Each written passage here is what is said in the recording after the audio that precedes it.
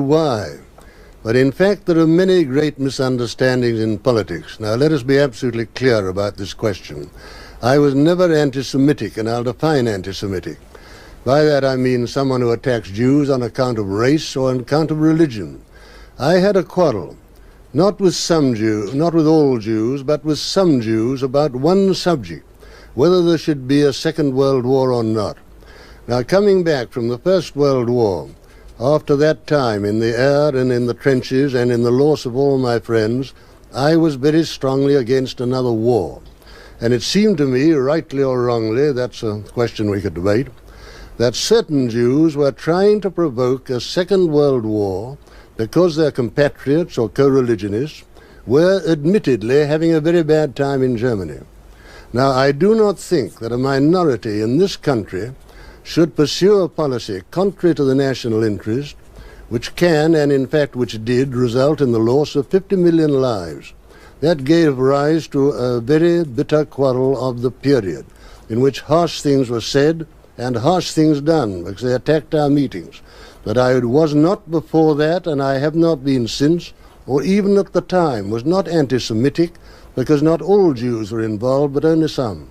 Sir Oswald, your answer, as you well know, begs so many questions that I have to put to you. Which question? I'll come to those in a moment, but let me stay with not anti-Semitic, to refer to hecklers as the sweepings of the ghetto?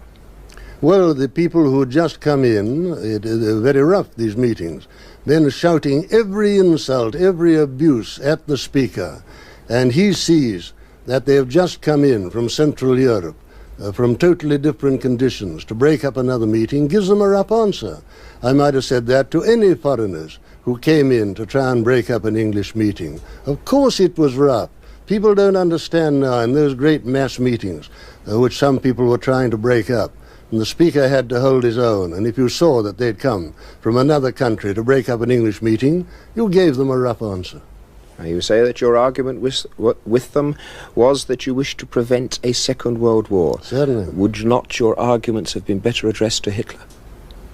The argument was not a Second World War. Yes, to prevent a Second World War. If you wanted to have an argument with someone, would not the argument have been better addressed to Hitler rather than the Jews? No, well, Hitler was driving east. My policy and my party was a totally different thing. Fascism in every country was a strongly national movement, therefore was totally different in its form, policy and method. I had wanted to conduct further and better a great commonwealth of nations, had to have a multiracial policy. He wanted to unite the Germans in Eastern Europe, and I did not want to intervene in a world war to stop him doing it. I thought a war between Germany and Russia was better than a war between Germany and Britain. That gave rise to the quarrel. Sir Oswald, do you now, looking back with the hindsight and knowledge of history, blame the Jews or Hitler for the Second World War? I blame both. I blame both in that Hitler was impatient. He wanted to drive east, unite his own people, and when we signed the guarantee with Poland... It's rather like blaming the victim of a rapist for the rape, isn't it? Well, no, wait a minute. Let us look at it clearly. Well, Hitler was driving east to unite his own people. We gave a guarantee to Poland, which we could only implement by a world war. In fact, we couldn't save Poland, we didn't. It's like signing a bouncing check. Well, now, the agitation to make us do those ridiculous things like guaranteeing Poland and the other side of Europe was largely due to the influence of some Jews. Therefore, I say that both were responsible.